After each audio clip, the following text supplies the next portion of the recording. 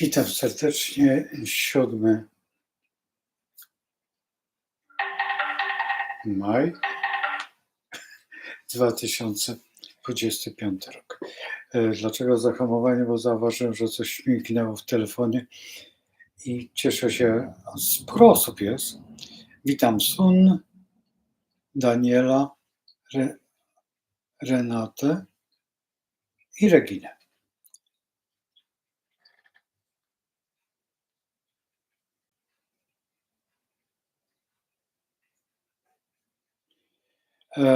No jutro jest konklawę i chciałem tutaj zwrócić uwagę na kardynała Majewskiego z Łodzi i wcale bym się nie zdziwił, bo on został wybrany.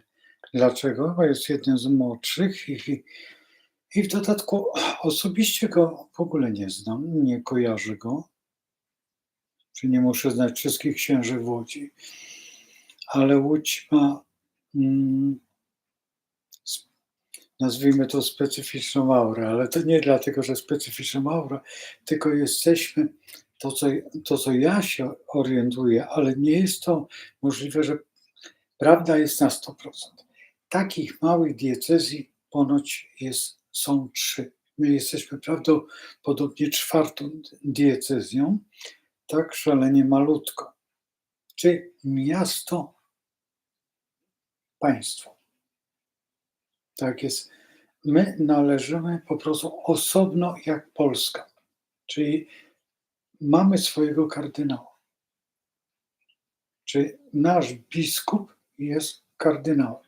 I to rozpoczął biskup Ziółek i w tym momencie, kiedy udało się to załatwić na wielkie święto dla Łodzi, dlatego że Łódź jest młodym miastem, ale spełnia wszystkie warunki, dlatego że ma sporo lat, znaczy nie Łódź, absolutnie nie Łódź, tylko tutaj miejsca wokoło. Są Łagiewniki pod Łodzią, są Mileszki. Mileszki to jeden z najstarszych kościołów w tej diecezji i oprócz tego Mileszki się spaliły i była rekonstrukcja Mileszek. Robił to konserwator zabytków i mam nadzieję, że z tym konserwatorem zabytków poznam Państwa wszystkich, dlatego że bardzo się lubimy i mam nadzieję, że przyjdzie do Setki i będziemy rozmawiać w ogóle o konserwacji. Łódź jest bardzo dziwnym miastem, dlatego że jest bardzo młodym miastem i jednocześnie o ogromnych zabytkach, a spowodowane jest to tym, że powstała tak i tak została. I to jest ziemia obiecana. I przez to też kardynał Majewski urodził się w Łodzi. Jest to bardzo młody człowiek, uwielbiany przez Włochów, bo właściwie większość pracy, to co ja się orientuję od 90 roku, jest we Włoszech. I został tam kardynałem, studiował w Łodzi, potem w Krakowie, to co się orientuje. Ale to wszystko nie są fakty, na pewno to jest tylko tak lekko zasłyszane albo tam gdzieś znalezione, ale zawsze jest to najciekawszy moment i dlatego chciałem pokazać Państwu.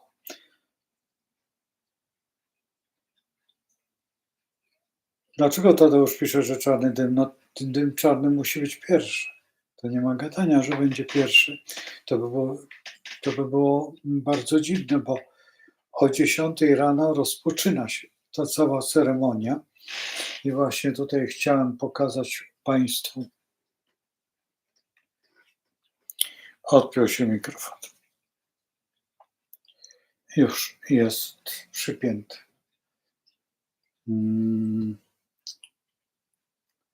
Tak zrobić, żeby nie zrobić sobie szkody. Dobrze, już mamy.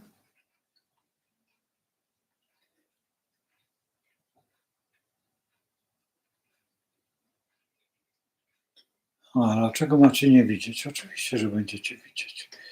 I teraz robimy sobie tranzyt. No i jedziemy godzinami na godzinę 10 rano.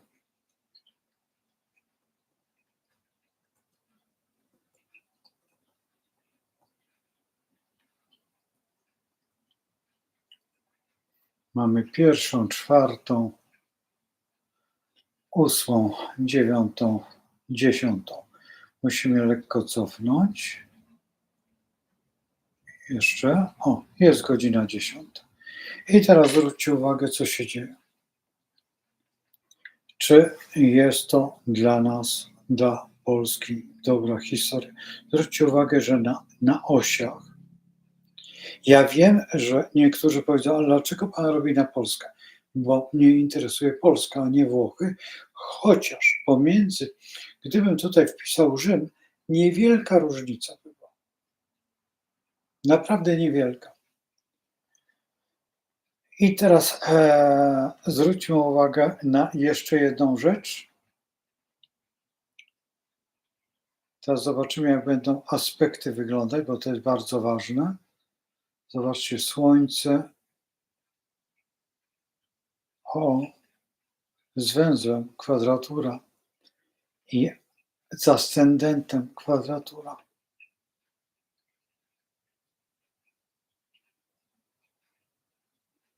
Quincus.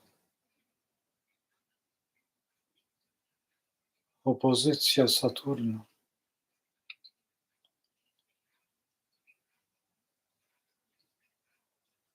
Quincus.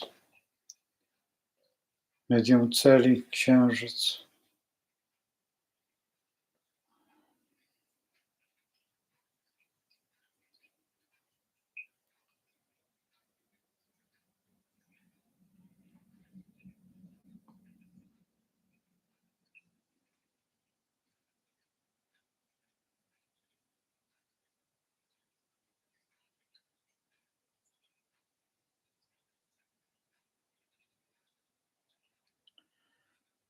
Zróbmy co innego.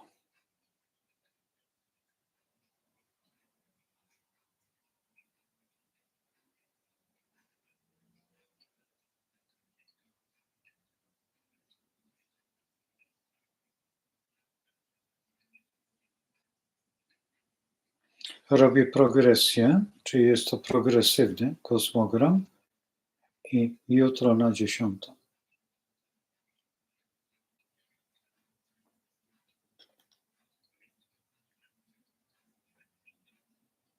Będzie się zarobić pół dnia.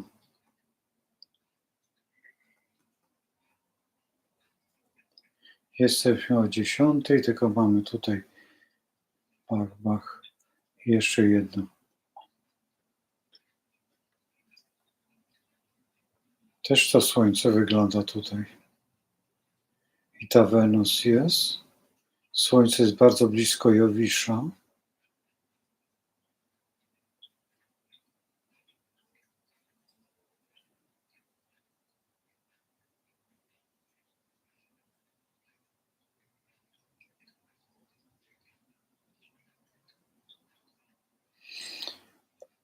Ten Mars jest bardzo dobrą planetą w tym momencie, blisko Plutona.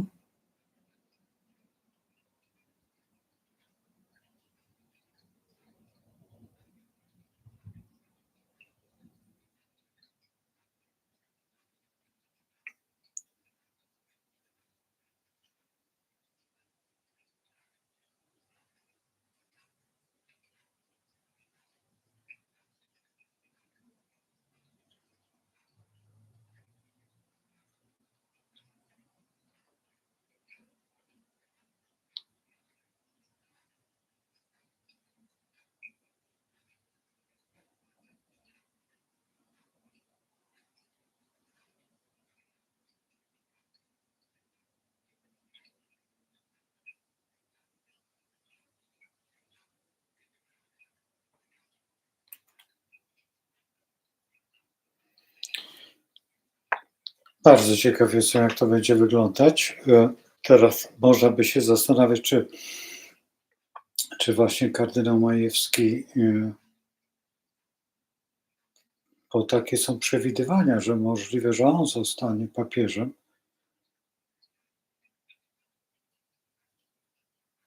Bardzo ciekaw jestem. Z tym, że tutaj, przyglądając się tym aspektom, widzę, że nie będzie łatwo, to jest raz. Teraz jestem ciekaw, kiedy podany wynik będzie, ale wolałbym jutro to zrobić i jutro przyjrzymy się temu głębiej, dlatego że ja podałem tą 10, to jest rozpoczęcie w ogóle całej, jak to nazwać, liturgii, tak? O 10 rano wszyscy się zbierają, kardynałowie, i zaczyna być modlitwa i to wszystko trwa, a o godzinie chyba 18 czy 19 wchodzą do kaplicy. Zdaje się, że sykstyńskiej, ja nigdy we Włoszech nie byłem. Także jestem ciekaw, i tylko mnie interesuje jedno, gdzie oni śpią? Czy oni w ogóle śpią? Wiem z historii, że raz ich tam zamurowano kiedyś, bo 3 lata czy ileś lat nie mogli sobie wybrać papieża. No więc nie wiem, czy tutaj zamurują ich, czy też nie. Pewnie kilku by wyjechało karetkami pogotowia. No już w tej chwili to jest tak, że nie ma tych najstarszych, ale wiecie, jak to jest. To jest duża grupa osób, nie wiem, 130 czy ileś ma być tych kardynałów, nie wiem, ale tam ponad 100, co stanowi wielki kłopot według mnie, bo po co tyle tych kardynałów wpuszczać? Powinni być ci kardynałowie, powinna być grupa wybrana, na przykład jakaś tam 40 czy 50-osobowa i do widzenia. Po co tyle? A tutaj Franciszek zrobił sporo. Nie wiem, czy Jan Paweł tak bardzo wyświęcał. Nie orientuję się zupełnie. I ciekaw jestem, jak to będzie wyglądać, ale czy to będzie ostatnie? Bo wszyscy się tak zastanawiają. Słuchajcie, a co będzie, jak będzie tak samo jak z kalendarzem Majów? Czyli też był ostatni kalendarz. No i co? Żyjemy? My żyjemy. A czy w ciekawszych czasach? Nie wiem, czy w ciekawszych. To jest tylko pod względem dla nas są to bardzo ciekawe czasy. Ale czy nasi dziadkowie mieli ciekawe czasy? Albo pradziadkowie? Albo pradziadkowie? Dajcie, przecież rozmawiamy o tych czasach. Przecież jeżeli patrzymy rozbiory, coś strasznego. Jeżeli za polski język można było dostać po grzbiecie, bo się mówiło po polsku.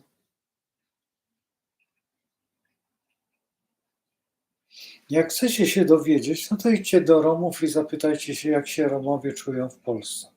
Czy oni by chcieli mieć swoje państwo? Czy takie państwo oni planowali zrobić? Akurat to jest mała bardzo grupa ludzi i no był taki moment, że nie pamiętam kto, ale chyba Rumunia chciała stworzyć dla nich państwo i w pewnym momencie w ogóle mówiło się, że Rumunia to jest bardziej ich niż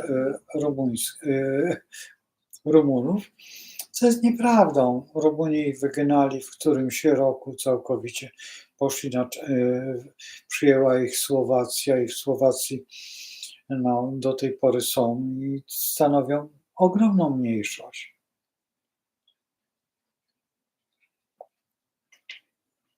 Ja nadal piję bo to jest taki komplet. O, tak to wygląda w kupie, a po rozłączeniu tak.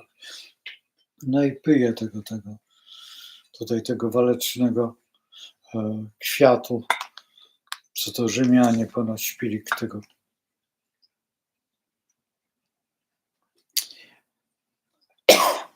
ponoć nie jest jednak, nie wiem, rozmawiam, ale mnie się wydaje, że to jest ten z Albanii, ale nieważne. I teraz tak, dlaczego sądzę, że będzie Polak papieżem? Po pierwsze jest to człowiek, który ma doskonałe notowania w samym Rzymie i jest znany wśród księży jako ten, który pomaga ludziom i faktycznie zrobił wiele, żeby każdy Polak, co tu ukrywać. I to wszystko będzie działać raczej na jego korzyść. Teraz następna rzecz. On jest między innymi wychowankiem Jana Pawła. Więc to też daje bardzo dużo. Został kardynałem. Nie wiem, czy nie zrobił właśnie kardynałem, czy nie zrobił jego kardynałem Franciszek. Nie jestem pewien. Ale jeżeli tak, to automatycznie jest jakby zaznaczony na jego miejsce. Tak się robi. Jednak bierze się bardzo pod uwagę, zawsze się bierze to pod uwagę, że ktoś, kto ma wysokie stanowisko, kogo on najbardziej widzi. To pamiętacie, jak było w Rosji, przecież to wcale nie wybrał Stalin, wiecie kogo, a wybrał zupełnie, Lenin Stalina, bo to było dlatego też ukryte to jest i chyba do tej pory jest ukryte. Nie pamiętam kto, ale dobrze, że nie Trocki został, bo gdyby Trocki został, no to byśmy mieli dopiero raj na ziemi. Bo trockiści wyjątkowo, to była taka wredna ta grupa i bardzo niebezpieczna. Ale było tak, że ja nie pamiętam wszystkich tych. Myśmy dyskutowali w Rosji bardzo długo, jak mieszkałem w obecności kaliningradzkiej, na te tematy, dlatego że wśród nas, wśród tej grupy lekarzy, było 2 lekarzy, których dziadkowie byli Polakami. I Wiktor, u którego ja mieszkałem, i jeszcze był Maksim, chyba tak. On miał takie dziwne imię, chyba Maksim. Myśmy mówili na niego Jan, bo miał ponoć na drugie Jan, właśnie po tym swoim dziadku, Polaku. I oni przez to byli tacy bardziej, powiedzmy, że otwarci. No i były inne czasy, a dzisiejsze czasy są bardzo dziwne czasy. Ja wczoraj troszeczkę sporo powiedziałem na temat, wiecie, tego układu, który jest w tej chwili. Ja nie chcę jeszcze w tej chwili tak podchodzić do tego tematu bardzo twardo, ale któregoś dnia, nawet nie wiem czy, bo zdenerwowałem się wczoraj, ponieważ wieczorem już po programie tutaj oglądałem pana z gór, tego w czapeczce, architekta, który nie chcę wymienić nawet nazwiska. Będziecie wiedzieć, z tymi 2 laskami, taki architekt z ciemnymi włosami, bardzo mądry, nie piszcie tego nazwiska, bardzo bym prosił. Że mu zlikwidowano na YouTubie. My się nie znamy. Ja nie znam pewnych roczników architektów. Nie znam, a w dodatku on nie był z Łodzi, ale mieszkał w Łodzi na Redkinie. Czyli tak jak mieszkam tu, to tak jak się patrzę, to idealnie wprost jest Redkina. Nie jest daleko, bo jest tylko 7 czy 8, nie, może więcej. Około 10 przystanków. Czasami jeżdżę na tą Redkinię, ale bardzo rzadko. Powód? To powinienem jeździć codziennie, ale nie jeżdżę codziennie. A dlaczego nie jeżdżę? omamlenia i koniec. Tyle można było powiedzieć. Z kolei to, co wiem, pan Majewski, znaczy kardynał Majewski, jest chyba z Teofilowa, jeżeli się nie mylę. To jest tutaj w bok, pod kątem. Skończył tu liceum, skończył to właśnie to, co żeśmy rozmawiali. I mam ogromną nadzieję, że jednak on lub jeżeli nie, no jestem bardzo zainteresowany, kogo się wybierze, dlatego że od tego też będzie zależeć, jaki będzie Kościół, bo to, co przewidują, że Kościół padnie, że nic się nie zmieni w Kościele. Nie wierzcie w bajki. Jakiekolwiek reformy są, to są. Mówi się także o tym ukraińskim kardynale, który kończył, on jest tylko ja mogę zmienić nazwę, rewentorystą. Bardzo dziwny człowiek, on w Polsce zresztą chyba studiował, jeżeli się nie mylę, jest najmłodszym w ogóle kardynałem w tej całej grupie, jest młodszy od naszego tutaj kardynała. To są jeszcze inne rozgrywki. On też mogą go wybrać. Tylko jeżeli jego wybiorą, to będzie psztyk w nos, no co tu ukrywać, ale Moskwie, Kościołowi moskiewskiemu. Dlaczego? Ponieważ Kościół prawosławny, ten moskiewski, rości sobie pretensje do Kościoła, no co tu ukrywać, ale tego najpierwotnego, czyli greckiego, czyli z Konstantynopola.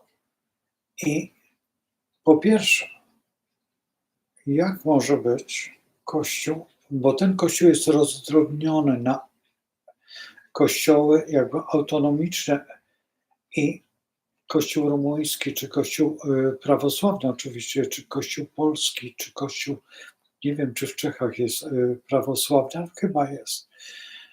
Czy one nie są połączone na przykład z węgierskim, na przykład i z austriackim, czy to nie stanowi jeden Kościół prawosławny. Nie wiem, nie orientuję się zupełnie nie wiem, ale te kościoły autoklaficzne, to tak to się nazywa, one są jakby w zjednoczeniu, ale Kościół moskiewski rości sobie pretensje do stanowienia jakby, a przecież Ruś Kijowska, Kościół Kijów jest najstarszym miejscem.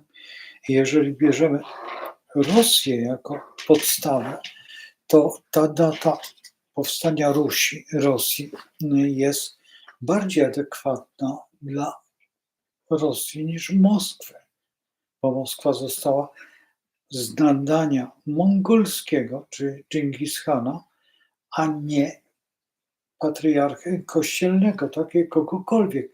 Nie chrzcił Moskwę wtedy. Moskwa powstała na zasadzie lennika Dżingis-Hana i rozpoczęła działania.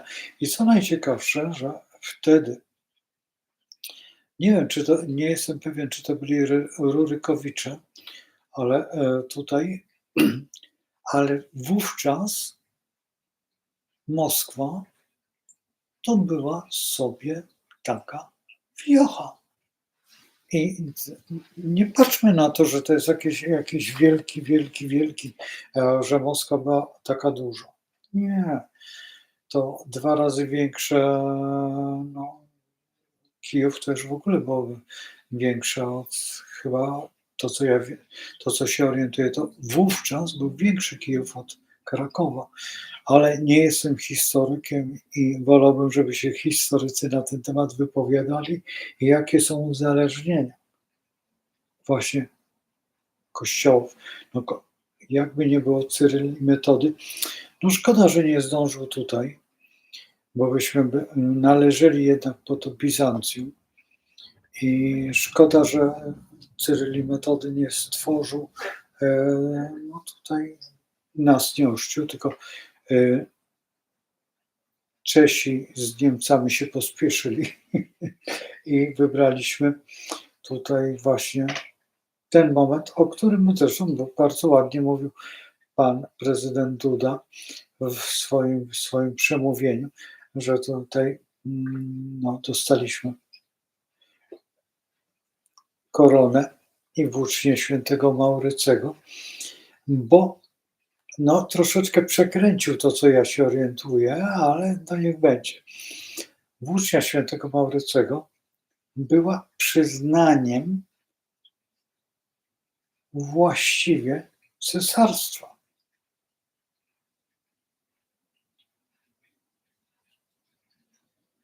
I właściwie powinno być to cesarstwo tutaj. Tylko przez to, że nie chciano. Ja nie znam tej historii, jak to było z tym Ottonem I, ale tam były różne historie, że Ottona troszeczkę odsunięto i wybrano następcę Ottona i to tak troszeczkę dziwnie, ale w gruncie rzeczy Otton chciał, żeby został, no co tu ukrywać, ale Słowianie. To też jest sprawa bardzo problematyczna, czy to na pewno byli Słowianie, czy też nie Wikingowie, tak? My nie wiemy o tym. Jednak istniało państwo Warty i tutaj nad Wartą, no jednak byli ci Wikingowie i tutaj tam w okolicach Szczecina i tutaj wyspy tutaj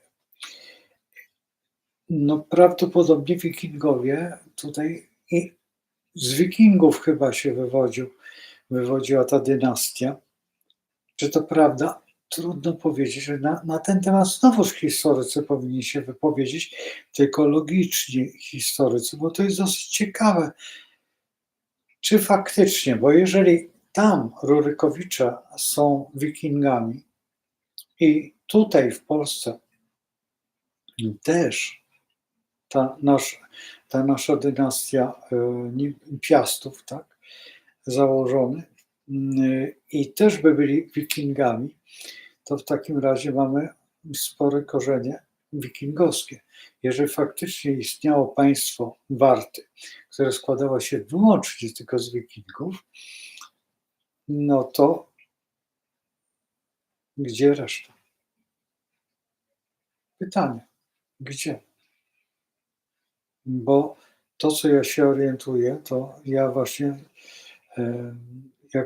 że Słowianie dopiero przyszli później, dużo później i część Słowian poszła na Jugosławię, część została tutaj, no i część Słowian, jak to się mówi, poszła też lekko na Wiedeń. No i w ten sposób tutaj, ale to było niedawno. W zapiskach rzymskich to nie jest tak dawno. To my byliśmy wcześniej, a jeżeli patrzymy na zapiski rzymskie, to naród, który żył nad Wisłą, był bardzo waleczny. I ich nazywano Lachami. A więc to też trzeba brać pod uwagę, czy Lachowie są tą grupą. Ja wolałbym, żeby się wypowiadali archeolodzy, ale mam pewne obiekcje co do tej takiej Lech, Czech i Rus. Mam dużo obiekcji co do tej metody myślenia, bo ta metoda tak jakby, no jest taka narracja troszeczkę, dlaczego nas nie lubią tak bardzo? Zarówno jak i Rosjanie, tak i Niemcy, no i Czesi też nas nie kochają. Z tego wynika z tego kosmogramu, który nam załatwili nas. Naprawdę nas załatwili tym Plutonem i tym kosmogramem, który jest kosmogramem tego wszystkiego, co żeśmy przeszli. Popatrzcie sobie na jakikolwiek naród, który przeszedł tyle, co my. I popatrzmy sobie na chociażby ostatnią wojnę, chociażby poprzednią wojnę, że żeśmy wtedy zdobyli, ale przecież nas nie było. Nie musimy patrzeć na to jako na nasz kosmogram. I Pluton to robi. I teraz, jeżeli my będziemy nadal dzielić się na takie jakieś głupoty jakieś i będziemy nadal, co już widać, że są przywódcy dawni, tak jak chociaż pan Leszek Miller, którego wyjątkowo nie ceniłem i nie wiem, czy będę cenił. Na razie robi ogromne postępy kulturowe, że stawia jednak, jak to się mówi, polski honor na podstawie i nie wiem, czy się starzeje i dlatego na starość boi się, żeby czasami mu nie przypięto jakiejś łatki, bo to też tak może być, czy też chce się wybielić, ale w porządku, dlaczego nie? Ja nie mówię, że nie. Jeżeli działa tylko historycznie, zgodnie z prawdą i tą rzeczywistą, którą my uczyliśmy się, pokryjemy od naszych dziadków, czy też babci, czy rodziców, tak, ja to rodziców, bo dziadków, kiedy ja dorastałem, to już nie było w wieku właściwie 6 lat, to już nikogo nie miałem. Przepraszam, nie, babcia żyła, ja miałem 10 lat, jak babcia odeszła. Czyli mając 10 lat już nikogo nie miałem. Więc to jeszcze jest dziecko, które nie za bardzo politycznie jest ustawiane, ale kiedy ustawiałem się politycznie, to też nie jest prawda, bo bardziej politycznie ustawił mnie stan wojenny i ta nagła, taka rzeczywista prawda. Nagła, zupełnie inna niż była, bo jednak ci moi wujkowie mówili dużo, ale to wszystko było szyfrowane. Mój ojciec zupełnie nie mówił o niczym, rzadko kiedy, czasami tylko, już dużo bardziej po pewnym okresie, właściwie po dojściu Gierka do władzy, dużo więcej zaczął opowiadać. No i potem, a moja mama wręcz żyła powstaniem warszawskim i żyła tym okresem. I w dodatku mieszkaliśmy w Warszawie i chodziłem z mamą po tych miejscach. Spotykała mama tych ludzi, którzy byli razem gdzieś tam przysypani w domu, czy na podwórku, czy tak, żeśmy szukali tego miejsca, gdzie mieszkała mama, tutaj przy Pałacu Kultury. Tutaj tak jak się wychodzi właściwie z dworca, to przechodzi się, to była ulica i na rogu mieszkała. I ja dzisiaj też wynajmując, mieszkając na Puławskiej, no to w tym domu też mieszkali warszawiacy i żeśmy rozmawiali, oni byli zdziwieni, że ja tyle wiem o Warszawie. Zresztą tutaj na Poznańskiej również mieszkały 2 rodziny warszawiaków i w dodatku też byli zdziwieni, że ja dokładnie znam wszystkie sytuacje, jakie były tutaj akurat między tymi domami. Bo się nie da. I teraz patrząc się na to jutrzejsze wydarzenie, no jednak jakieś przeczucia się ma i mam nadzieję, że wszyscy mamy te same. A w dodatku byłaby to największa gloryfikacja nas jako narodu, i zaznaczam, który mówi jednym językiem. I ten naród jest tylko, powiedzmy, że 20% jest tutaj w tym kraju. To 80% jest poza tym krajem. bo nie znamy pełnej liczby, dlatego że niektórzy się wstydzą naszego kraju. No, mają powody. Mają powody.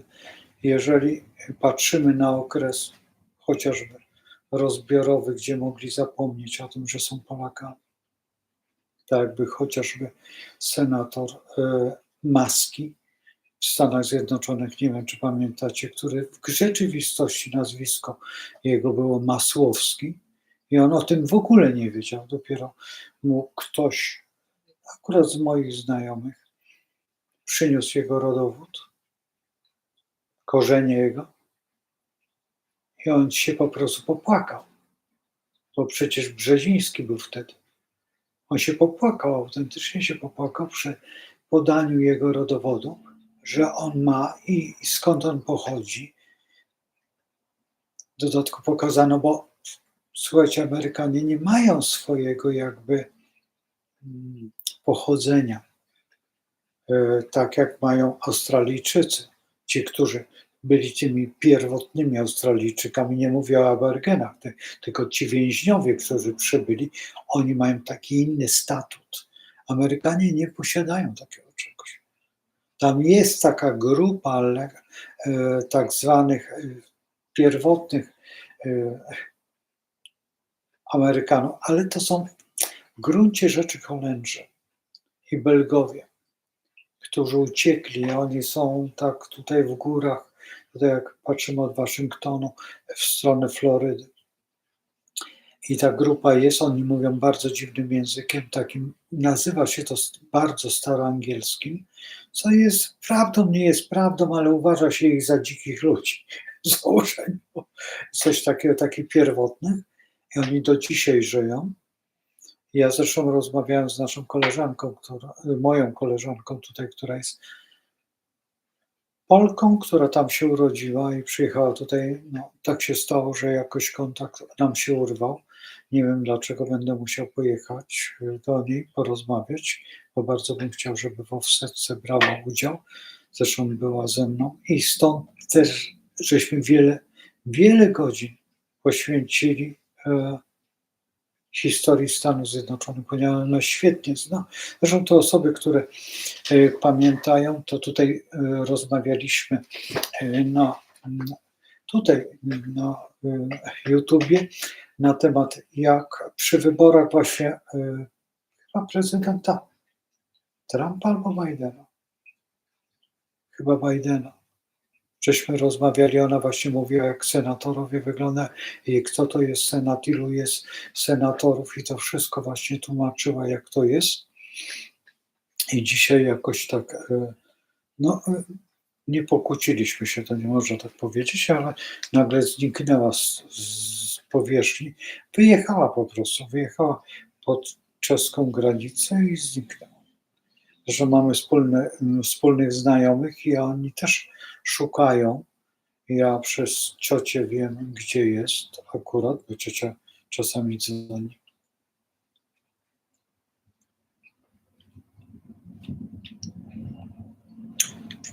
Przepraszam, ale coś mam z gardłem i wysycha mi gardło. Możliwe, że po tym gojniku. Nie znam działania aż tak gojnika na gardło, ale faktycznie, że zaczynam zupełnie inaczej. I teraz patrząc się tutaj na te działania i Polaków, którzy są na świecie z Polski, uważam, że na pewno jest tyle, że możemy liczyć naprawdę na bardzo dużą grupę Polaków, w dodatku jeszcze tym bardziej, co tu ukrywać, na naszych starszych braci, którzy się urodzili na tych terenach, którzy właściwie w 90%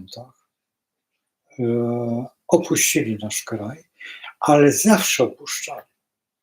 Jeżeli patrzymy na wszystkie wytwórnie filmów fabularnych, to właściwie te wszystkie wytwórnie filmów fabularnych są polskie. Albo z Łodzi, albo z Pragi Warszawskiej. czy Parliament Pictures, czy to wszystko są wyłącznie tylko i wyłącznie wszystko te najważniejsze filmy. To są założone przez Polaków i najwięksi aktorzy tamtych czasów, tych czasów filmu niemego, to byli Polacy. I najsłynniejszy cowboy, ten, który kulał tak lekko, przecież on, ja nie pamiętam jakie on miał nazwisko, ale kiedyś widziałem jak on mówi, słuchajcie, ja jestem Stefan i mówił po polsku. Mówi to, że ja, mówi chyba McQueen, jeżeli się nie mylę, i nagle się okazuje, że jest Polakiem. I przecież Polacy, jeżeli bierzemy pod uwagę, no ostatnią taką diwą operową to była Violetta Villas, która z Frankiem Sinatrą prowadzili, właściwie, no tak, no prowadzili ten swój, no jak to, tą restaurację, gdzie oni razem śpiewali, czy tam, nie wiem jak to powiedzieć, ale przecież Violetta Villas była świetnie znana z Frankiem Sinatrą, to para nierozłączna, zresztą żona dziwnego człowieka. Wcale się nie dziwię, że uciekła stamtąd i odeszła. I teraz zwróćcie uwagę, jak szalenie, i przecież jeden z największych, jak obejrzycie, tylko jak ten program się nazywa już, żebym nie pomylił się. Historia to bzdura, tak? Czy coś takiego, czy matura to bzdura, albo rozpoczyna się taką piramidką i ta piramidka się tam dzieli, jest Napoleon, jest tam cała historia.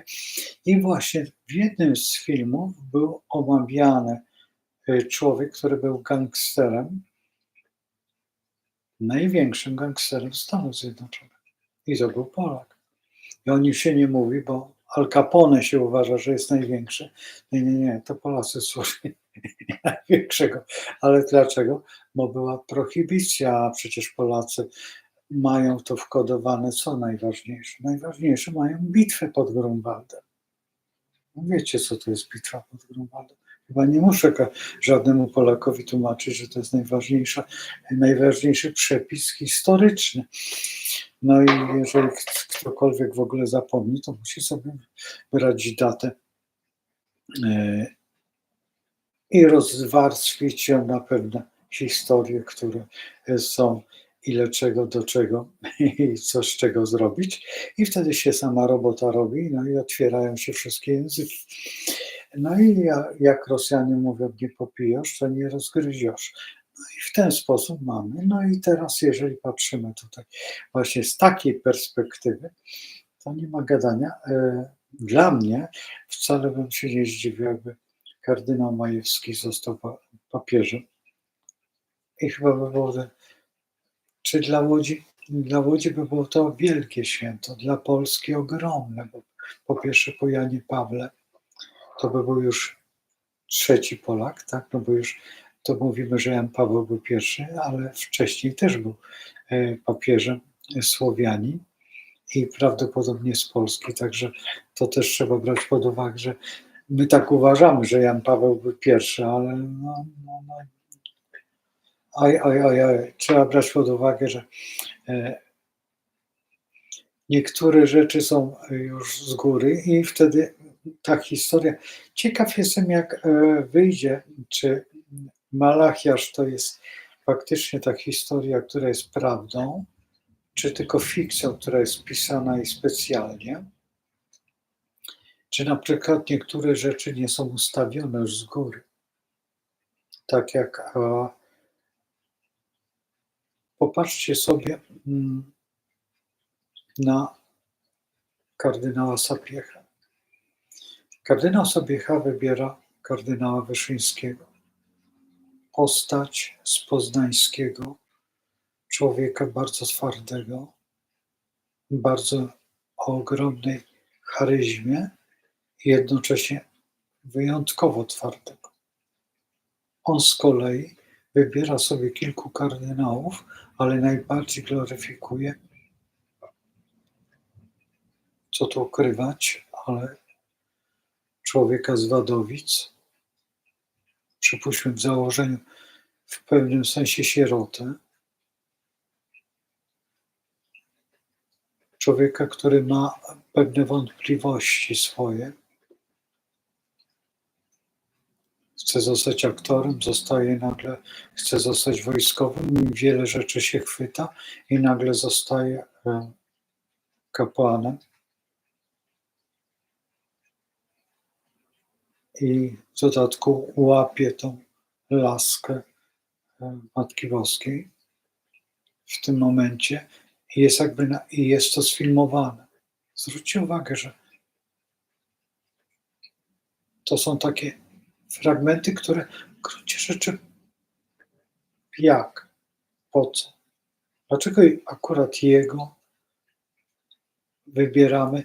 To tak jak patrzymy na Franceskiego, na aktora i on bierze w Poczcie Gdańskiej w tym filmie tego chłopca gra. I jest najlepszym aktorem polskim, najlepiej zarabiającym. W ogóle jeden z najlepszych aktorów, co tu ukrywać.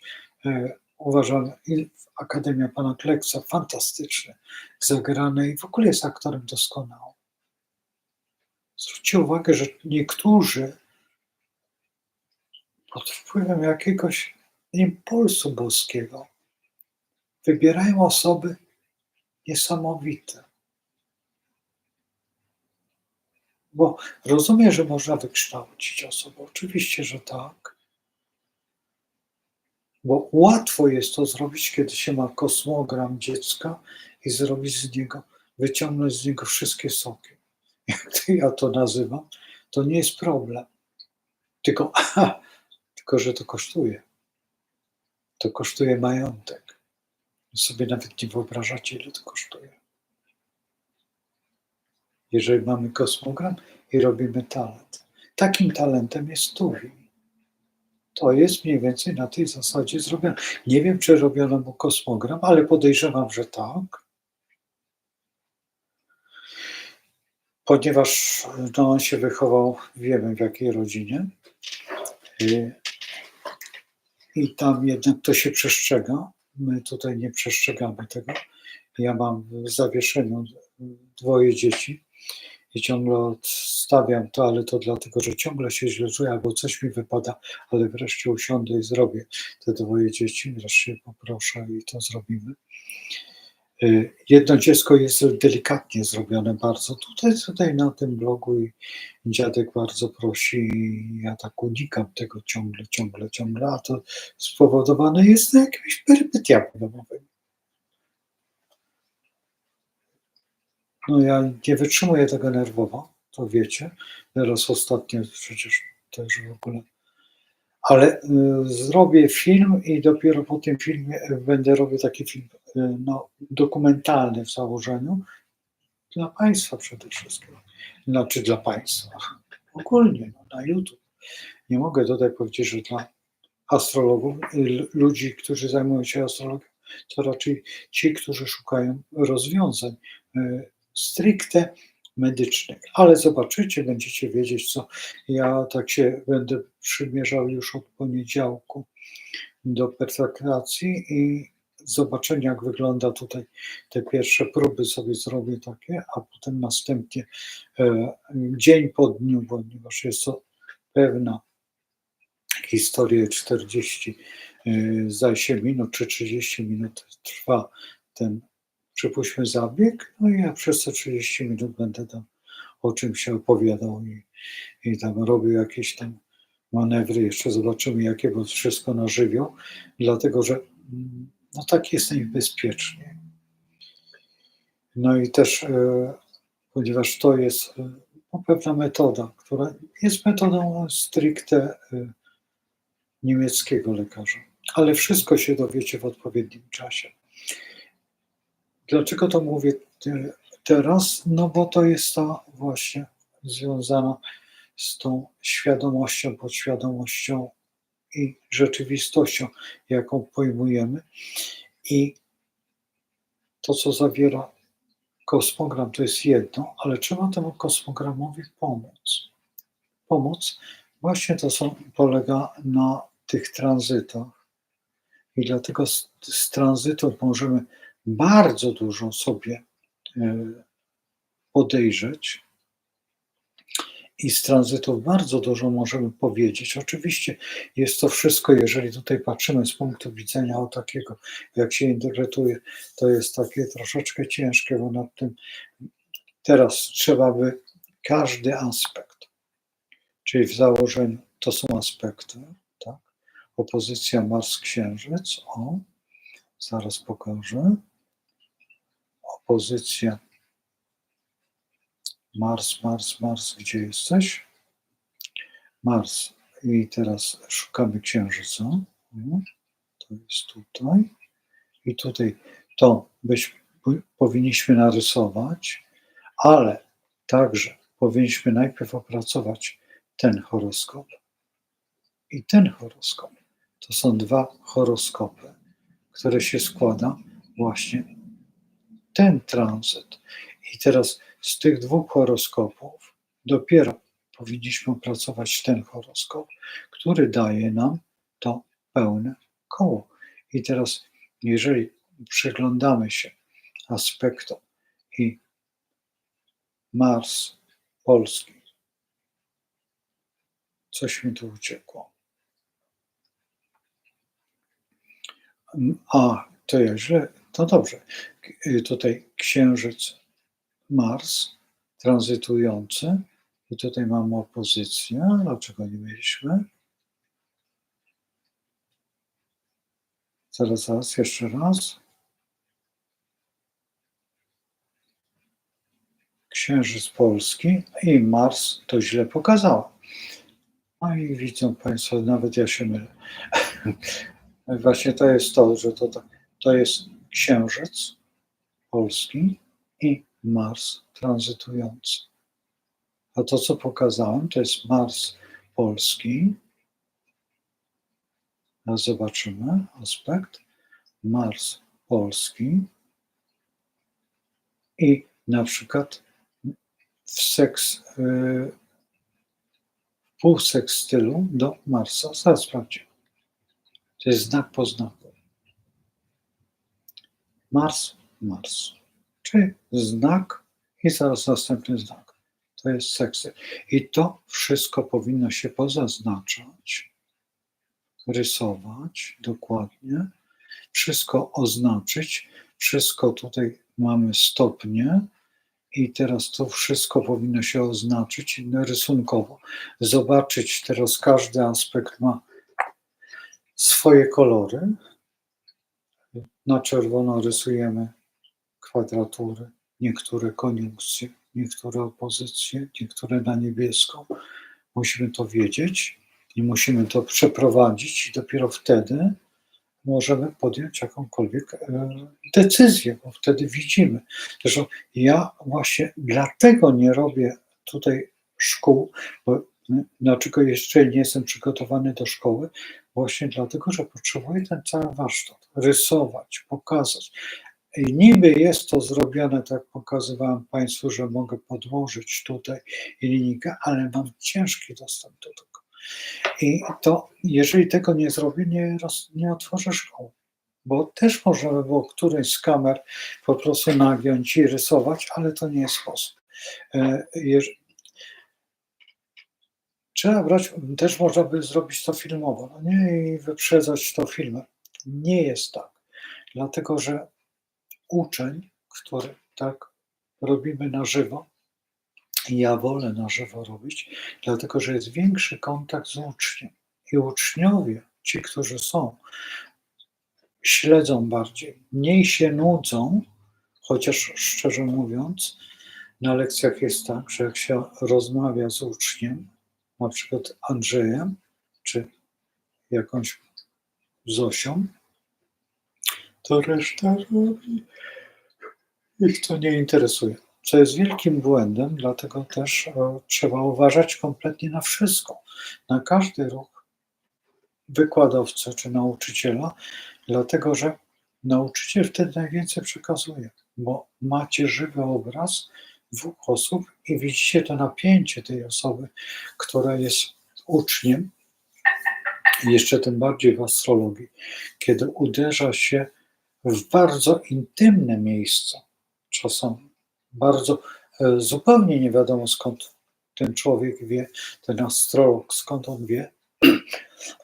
o takich historiach, albo na przykład uczeń uderzy mnie i ja to muszę wyjaśnić. I teraz, czy wolno kłamać, czy nie? Jeżeli będziemy kłamać, no to w takim razie do śmieci astrologia. No i teraz wy poznajecie moje bardzo zawikłane losy, mnie, pytając się, jeszcze tym bardziej, kiedy jeszcze, tak ja miałem tutaj w Łodzi, człowieka, który niemalże jest jasnowidzem, bo jest na zajęciach.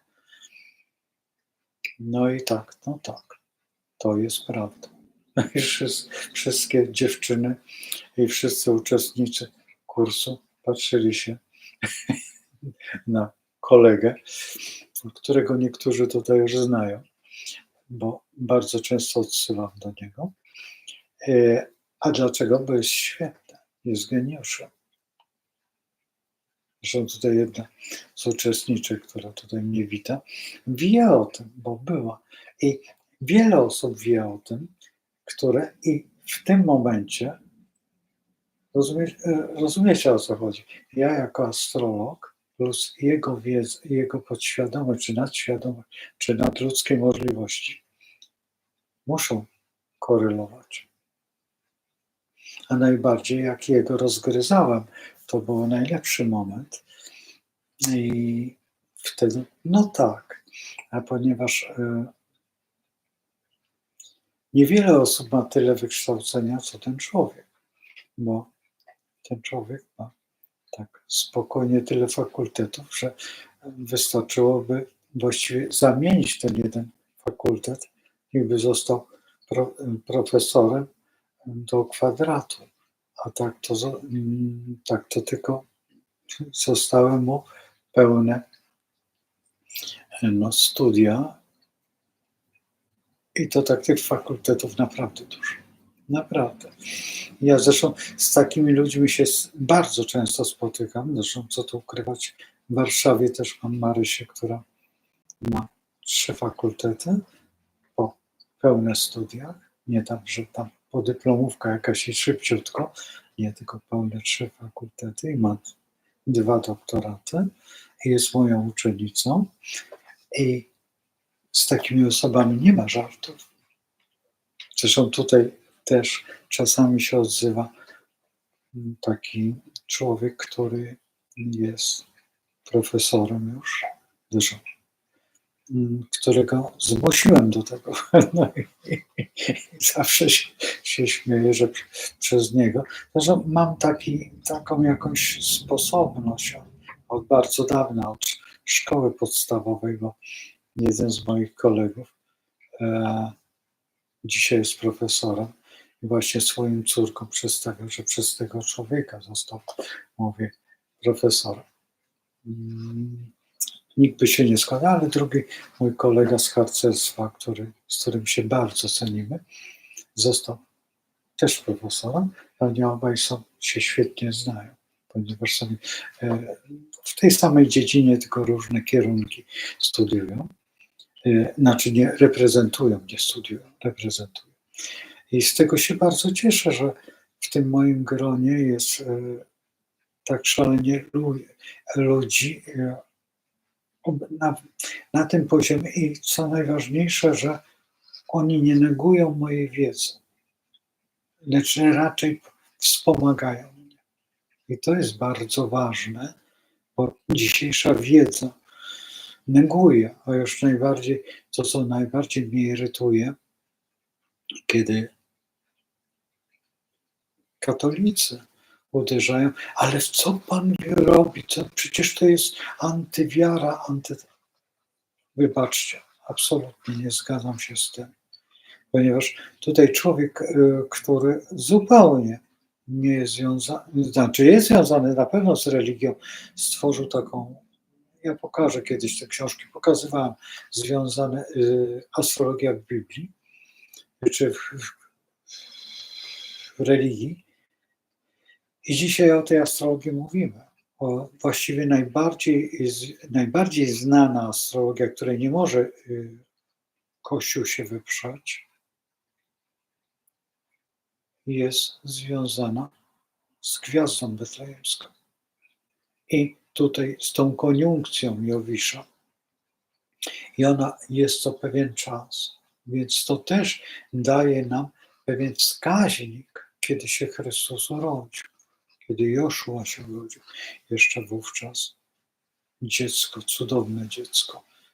I tam w Betlejem, zresztą będę robił na ten temat też taki bardzo poważny film. Znaczy nie historyczny, nie. Bardziej związany z moimi artystycznymi zapędami i tutaj działaniami. I teraz, jeżeli patrzymy na to konklawę, teraz wybierze się papieża, zostanie nadany herb. I zobaczymy, ponieważ ja wcześniej tego nie robiłem, ale zobaczymy, jakie planety wówczas, bo to trzeba będzie zobaczyć, kiedy on powie, że jest wybrany. To jest ten moment, ten strzał. Także uczulam Państwa wszystkich, którzy są, żeby złapali ten czas, bo mogę ja nie złapać. Nie wiem dlaczego, no ale biorę to pod uwagę, ten moment, kiedy biały dym, to jest numer 1, 2, kiedy ogłoszą, że papież jest wybrany, pokaże się w tym oknie, to wszystko jest bardzo ważne. Te wszystkie daty, godziny są wyjątkowo ważne, bo po nich będziemy mogli nawet zrobić taką retrospekcję, a właściwie analizę, jakim będzie papieżem. Jak on będzie wyglądał. Jana Pawła przecież robiliśmy na zajęciach z profesorem Leszkiem Weresem, bo przecież przy nas się to stało.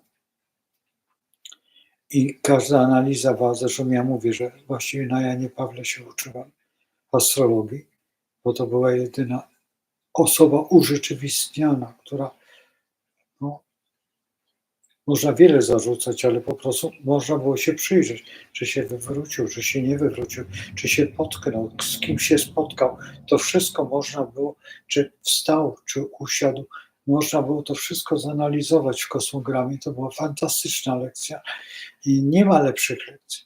Nie ma lepszych lekcji, bo trzeba brać pod uwagę, że uczymy się przede wszystkim na żywym człowieku.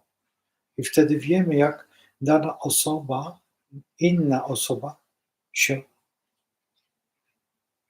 zachowa. Bo przychodząc do nas znajomi i patrząc się w kosmogram ich wejścia i potem i zrobienia sobie tego kosmogramu i potem analizy tego, o czym my rozmawialiśmy, analizy w kosmogramie, to jest najlepsza lekcja astrologii. Nie ma lepszej. O której godzinie co się stało. Można z zegarkiem. Ja to robię na swoich zajęciach. Jak będą zajęcia wyglądały?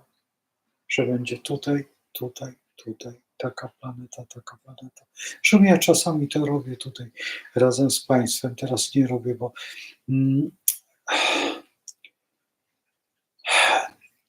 to tak wygląda, jakbym reżyserował.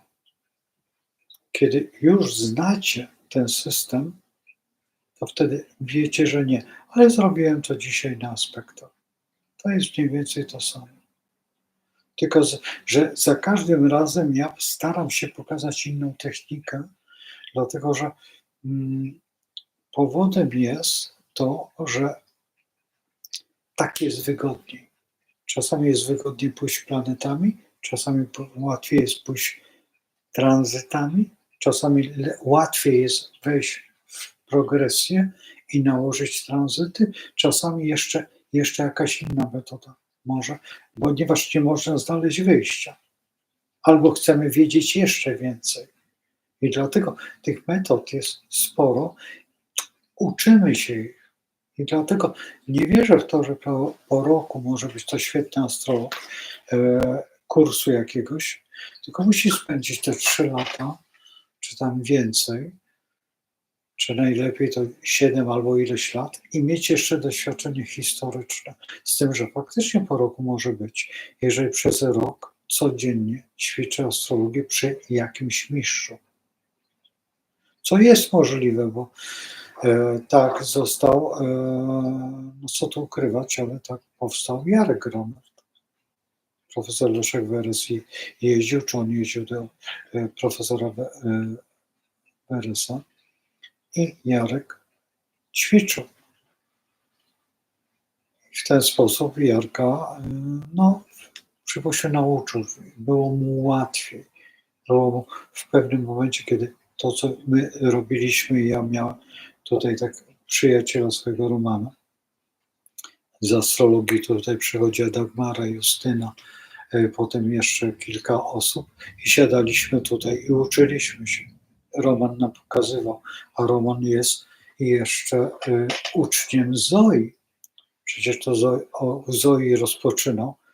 To są naprawdę bardzo dawne lata. Ja nie wiem, ile Roman ma. Roman ma już chyba za 40 lat praktyki. Jeżeli on ma, chyba, no nie jestem pewien, ale dla mnie, jeżeli by mieszkał w Łodzi, bo nie mieszka w Łodzi, wielki żal, bo jest to jedyna osoba, którą bardzo sobie cenię. Roman naprawdę wiele zrobił dla mnie i mnie nauczył. W pewnym momencie zaczął się śmiać, że go przerosłem. No nie przerosnę go nigdy, bo to jest niemożliwe. Roman ma zupełnie inne podejście do astrologii niż ja, ponieważ ja idę jakby lekko, ja się nauczyłem tej astrologii dynamicznej, humanistycznej, a on się nauczył tej matematycznej astrologii. Tak jak zresztą Jacek, który jeszcze, ja nie wiem od kiedy Jacek się uczył, nie znam początków Jacka astrologii, który już nie żyje i nie dowiem się. Także tutaj nie mogę powiedzieć kto, ale w większości, nazwijmy to, polskich astrologów, znam początki, albo sami opowiadali mnie, albo byłem na jakichś ich zajęciach i oni tłumaczyli, skąd znają astrologię. Astrologii nie da się nauczyć z książki, bo ta astrologia z książki jest syntetyczną astrologią.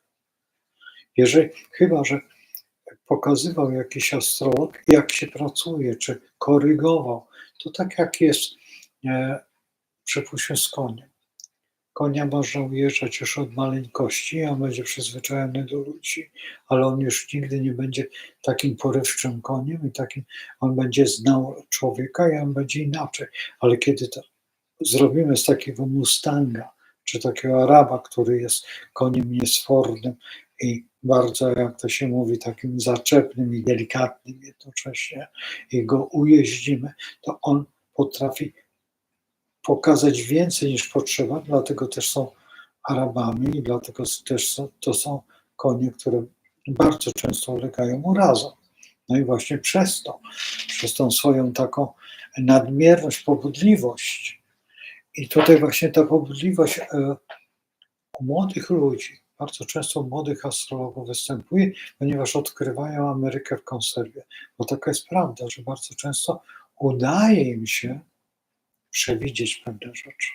I na przykład jak teraz ta konklawę, która i strzelą, i potem chodzą jak bawie i mówią, a ja mówiłem, a ja proszę tutaj. Tak jest. Tylko to był jedyny strzał w życiu i nic więcej. Na tym można zbudować sławę, oczywiście, że tak i co to nie. Ja też wybrałem pana Trumpa już bardzo dawno. W ogóle już powiedziałem, to też odwrócono się ode mnie i dzisiaj jest Stowarzyszenie w Łódzkim Domu Kultury. No ale to znaczy, że oni mnie bardzo szanują, ale to nie jest dlatego, że ja jestem jakimś jasnowidzem, tylko po prostu im tłumaczyłem, na czym to polega. Kawę na ławę. Bo tam nie ma inaczej. Mimo to, że astrolodzy buntowali się. Dzisiaj już się nie buntują, już znają moją metodę. I czy ją powtarzają u siebie? Nie, ale przynajmniej jest jedna rzecz, która jest bardzo miła, że wtrącają się z moimi niedopowiedzeniami, co mnie bardzo cieszy. bo oni uzupełniają jakby te luki, które ja nie zauważam, ponieważ mnie niektóre rzeczy nie interesują. Tak, u pana Trumpa był ten ciężki moment jego, że u niego tam przechodziły jakieś rzeczy, czy teraz na przykład u pana Donalda też przechodzą bardzo ciężkie rzeczy. Dlatego też ta grupa no, rozchodzi się. No. I nie sprawdzałem u pana, wiecie którego teraz, którego no, zdjęto mu immunitet. Nie przyglądałem się, musiałbym to zobaczyć i może któregoś dnia nawet zrobimy.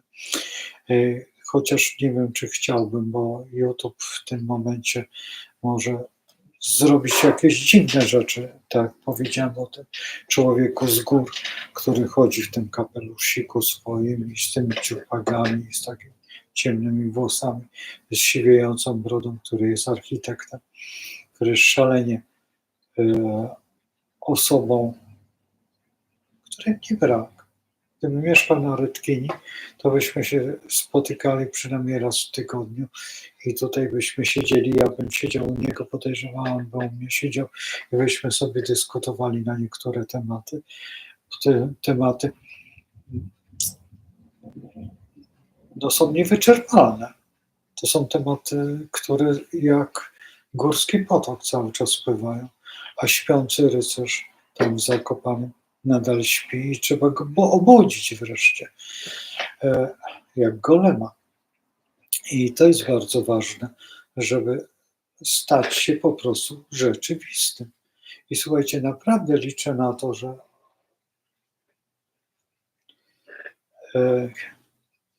tutaj kardynał Majewski zostanie tym pierwszym, założy te białe szaty. Nie dlatego ja mam dzisiaj, to nie, ale to dlatego, że po prostu pogoda nie dopisuje i no dziwnie jest. Koszulkę flanelową wczoraj mogłem nosić, ale dzisiaj jakoś tak nie za bardzo. Wczoraj jakoś się rozkichałem, a też no dopadają mnie jakieś dziwne, ja nie wiem, czy po tym zatruciu jest tak, nie wiem, że dopadają mnie jakieś inne rzeczy, bo dzisiaj mi wyskoczyła dawna kontuzja kolana i do tego kolana tak zwanego pociągającego, jak ci, którzy walczyli kiedykolwiek szablą czy szpadą, ja akurat szpadą. I akurat nie to kolano, to, które, tylko akurat to i, no i potem jeszcze wypadek na takich jazdach rowerowych i to powtórzyło się, no i odezwało się kolańsko, a właściwie pod kolanem. Ja właśnie rozmawiałem jakieś 7 lat temu, 7, może nawet więcej, z lekarzem, bo miałem robione tam sprawdzanie tego kolana, co tam jest, jak mnie nacisnął, no ja mówię, po cholerę, panie Ryszardzie, pan uprawiał takie sporty niebezpieczne. Ja mówię, no a co miałem uprawiać? No trzeba było jakieś, mówię, delikatne szachy, warcaby. Ja mówię, no tak, a ja uprawiałem to, co najbardziej niebezpieczne. Jazdę konną, jazdę na rowerze, potem następnie tą, powiedzmy, że szermierkę, no szermierka i jeszcze biegi. No i tam, gdzie właśnie kolana są najbardziej narażone, no to właśnie to nie. I uprawiam jeszcze taki sport, którego dzisiaj już właściwie jest, a nie ma. Pewne, powiedzmy, że to, co nazywamy sztukami walki, to co inna odmiana tego, co Jarek Ronert robił. Gdybym dotrzymał słowa, to może byśmy się spotkali, ale nie dotrzymałem słowa, bo ćwiczyłem tylko przez kilka, to dosłownie, powiedzmy, że kilka miesięcy.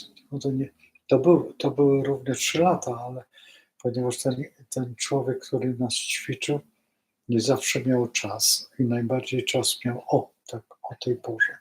A więc o tej porze wychodziliśmy na łąki.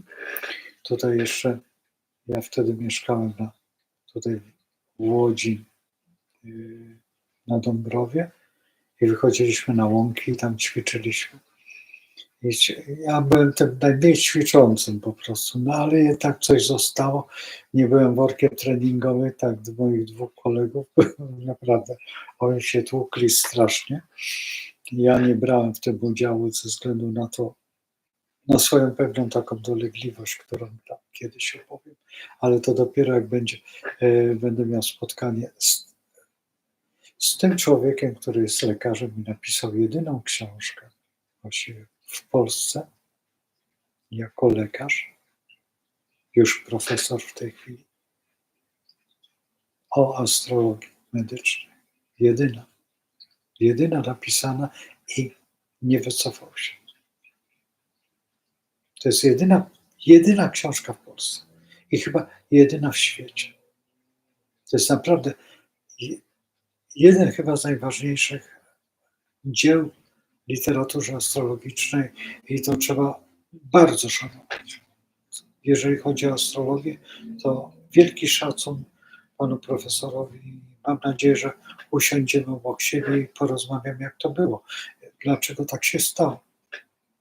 Bo to jest wydarzenie na skalę światową i mam nadzieję, że koleżanka pomoże to przetłumaczyć na angielski, na ten swój teksański język. On mówi dialektem, no teksańskim, najpiękniejszym dialektem amerykańskim. Kto mówi dialektem teksańskim, jest gloryfikowany. To tak jak mówił Piłsudski.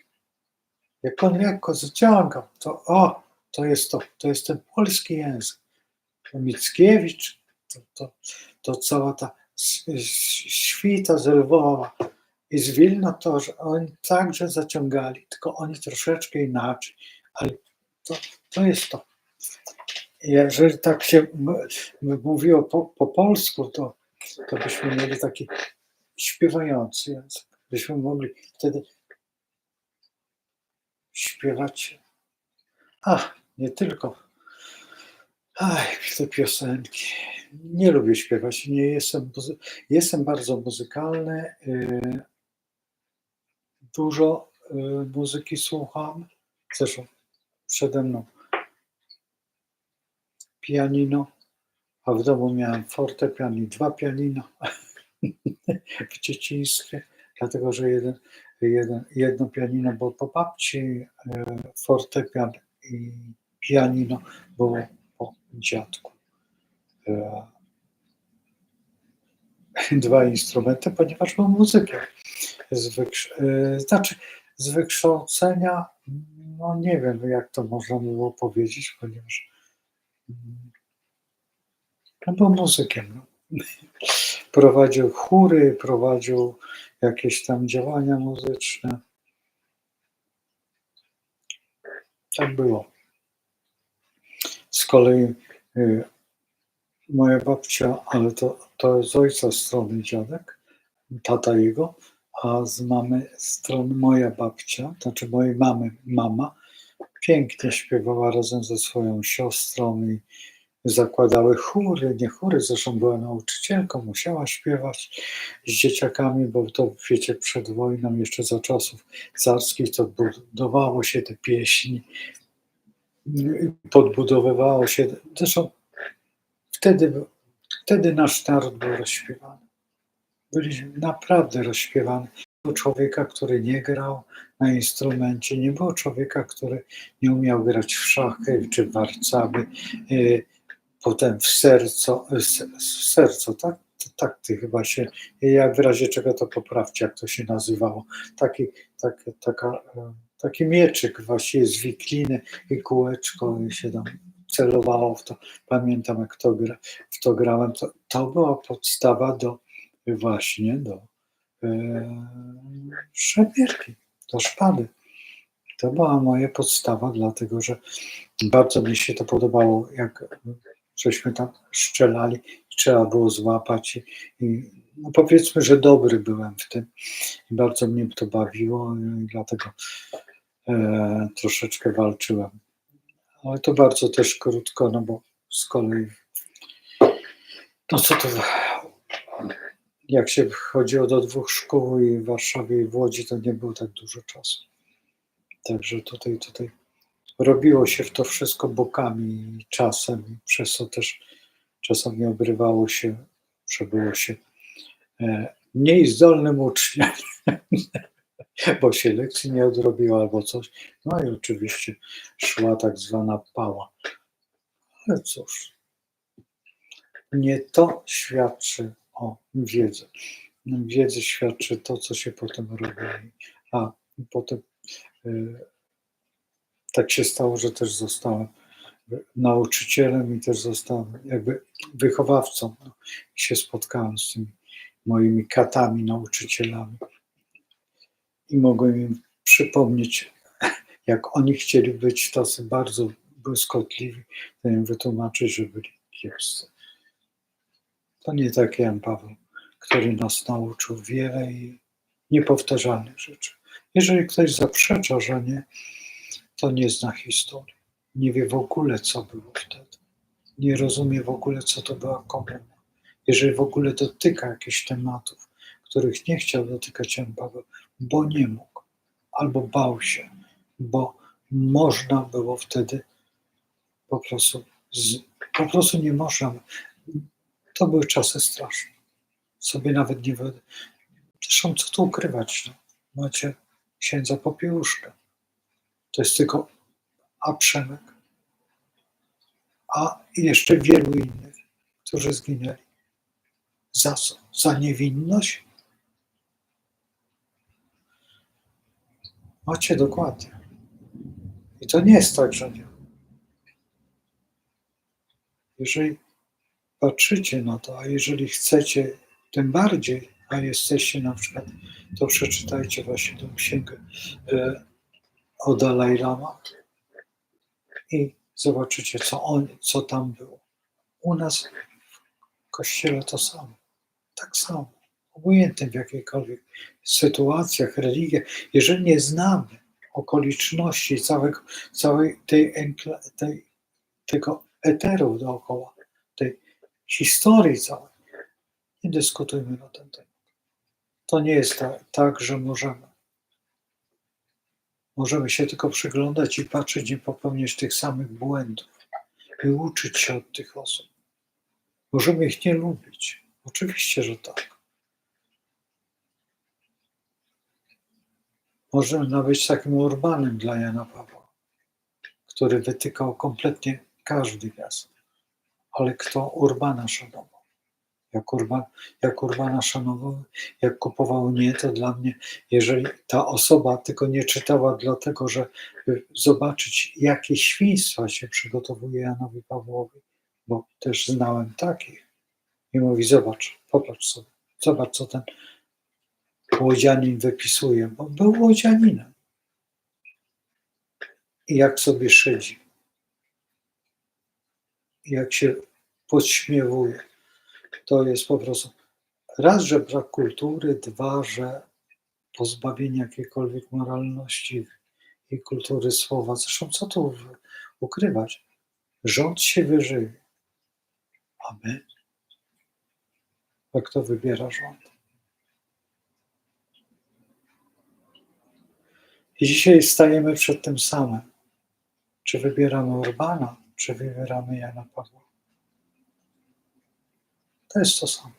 Dzisiaj jesteśmy ciągle w tym samym miejscu. Za każdym razem mamy te same konflikty.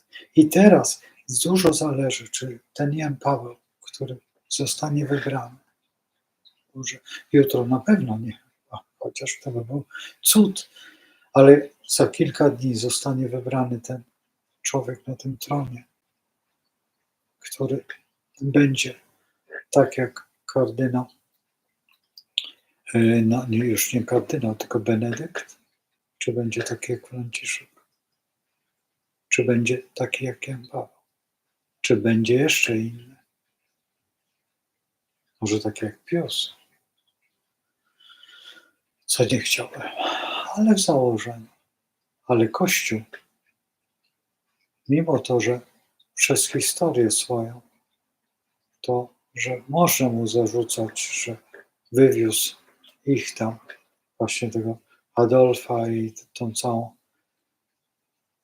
Niemiecczyznę, ale przez to też cierpi dzisiaj, bo dzisiaj walczy z zachodnim cesarstwem. Walczy. I tu jest najgorsze, że to zachodnie cesarstwo zlewicowało się. Że nie tylko przez Lutra, ale przez inne zachowania. A najbardziej przez tego Włocha, o którym mówił pan Karol cały czas. I ten człowiek też odszedł. Historia cały czas jest, jesteśmy w tej historii.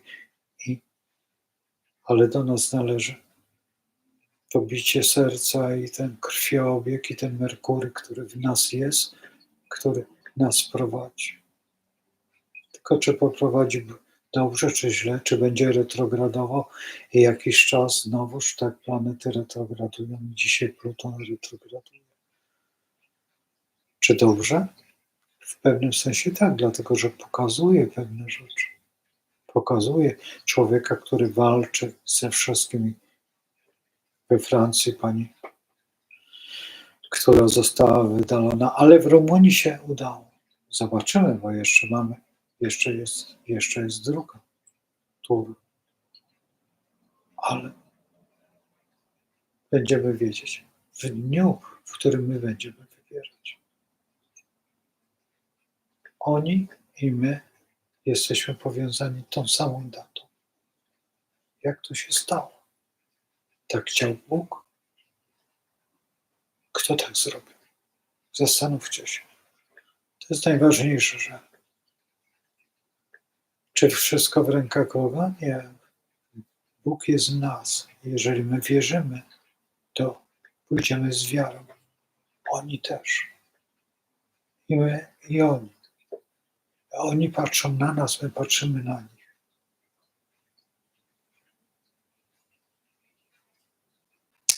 Tu nie ma innego wyjścia. Słuchajcie, uciekam, bo już jest późno. O, proszę, jak pięknie czas minął. Prawie na enklawę. Jutro się spotykamy, zobaczymy, co będzie jutro. Jestem bardzo ciekaw. Bardzo jestem zainteresowany. Będę starał się o tej 10 rano coś tam złapać. Jak to będzie wyglądać. Chyba jeden z najważniejszych dni dla każdego chrześcijanina, dla każdego człowieka, który wierzy. Obojętnie, czy jest z innej wiary, tak, czy tam z innego ugrupowania, tak są. Ale dla każdego z nich jest, w pewnym sensie jest to przywódca moralny. Czy patrzymy na adwentystów, czy patrzymy na mormonów, czy patrzymy na jeszcze inne, czy luteran, czy na kościół kalwinistyczny. Kiedy w rodzinie miałem Kalwina też. Zresztą co tu ukrywać, możecie przejrzeć życiorys Piłsudskiego. Będziecie wtedy wiedzieć. Sporo i jeszcze więcej. Także trzymajcie się do jutra, do 21. Dziwny dzień. Przeddzień. Ach, to jeszcze tutaj muszę zrobić. Dobranoc. Do jutra. Szczęść Boże.